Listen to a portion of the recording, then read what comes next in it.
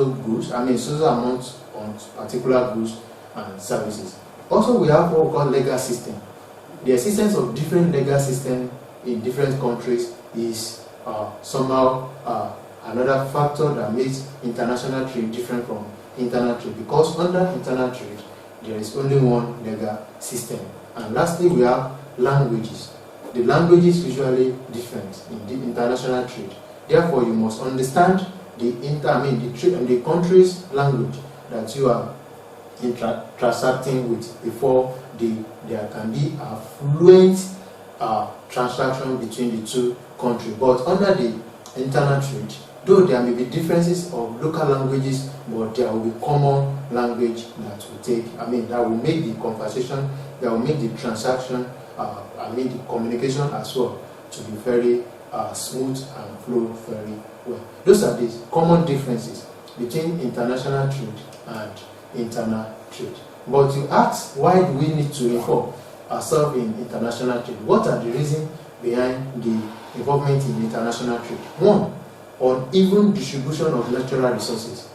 So many countries are endowed with different forms of natural resources, and the natural resources that are available in different countries are needed by almost all the countries. Therefore, the natural resources that are not available in a particular country can be gotten from another country. That is the reason why there is need for an international transaction between the countries. Two, differences in climatic conditions. The climatic condition of the countries that are located in the western part may be different from the ones that are located in the eastern part. Therefore, the climatic condition is a big factor that affects the production activities, especially when it comes to the production, agricultural production, for instance. Therefore, there is need to interact with other countries that have different climatic conditions. Also, differences in the level of technological know-how. Some countries are blessed with technological know-how than the other, that they produce more of the technology devices than the other, and others that are less privileged in that area need those technological devices also to operate very well in the country. Therefore, there is need for interaction between the country. Then differences in skills. Some countries are gifted with one skills or the other, and the others that are less privileged in such area need their services. Also, we have expansion of market for products. It also gives room for the expansion of to market our products, the product produced within a country. It gives opportunity to market it beyond that particular country. Then differences in the efficient use of natural resources. Some countries waste their natural resources. They don't use it very well, but the countries that use their own efficiently can be of help to those that don't really know how to make use of those resources efficiently. Then another difference is different in pattern of production and consumption. Also, the desire to improve the standard of living is another factor that is another reason why there is need to involve in international trade. International trade has many benefits as listed that give reason for involvement in international trade. It also have some problems that are associated with it. One of it is the language problem. To really have the full knowledge of the language of other countries you want to interact with is somehow a kind of problem to the trading activities. Also, the problem of distance. The distance between one country and the other country that the country desires to transact with is another challenge, because the farther it becomes, the more problem it will pose in terms of the cost of production. Then also the numerous documents that need to be filled and followed to fill in and that will establish the relationship between the two countries. It can pose a kind of delay into the transaction process. Then differences in currency. To equate the value of one country's currency with the other is another challenge. Also, we have tariffs, the laying of embargoes and the tariffs on the products that need to be transported to the other country is another challenge. Then differences in government policies.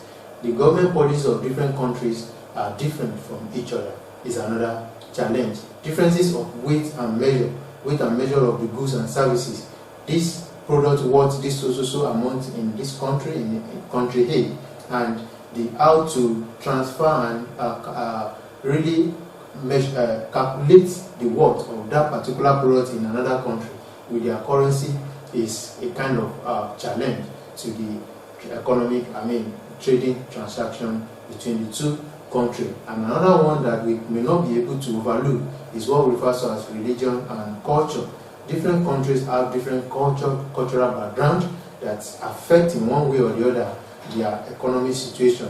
That one also, the differences between these can also pose a kind of challenge to the trading activity. Some countries must not trade with some kind of products or services in some countries, why it's being allowed in some other countries, why it's being legal in some other countries. All this poses a kind of challenge, to the trading at international level. Those are the problems that are associated with international trade.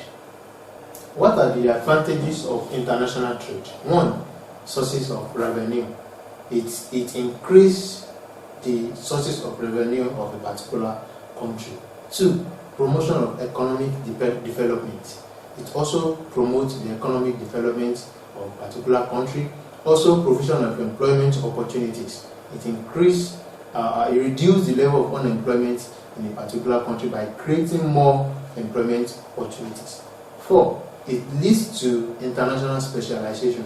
It helps a particular country to be so much specialized in the products that they can produce in large quantity with little or no cost possible.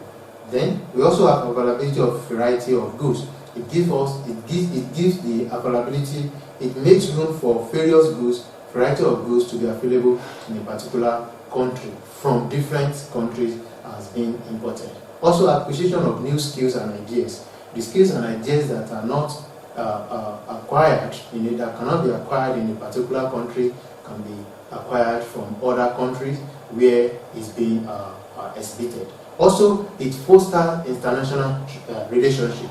It encourages international relationship between the countries. And lastly, equitable distribution of national resources is another added advantage. The disadvantages of international trade are it encourages dumping.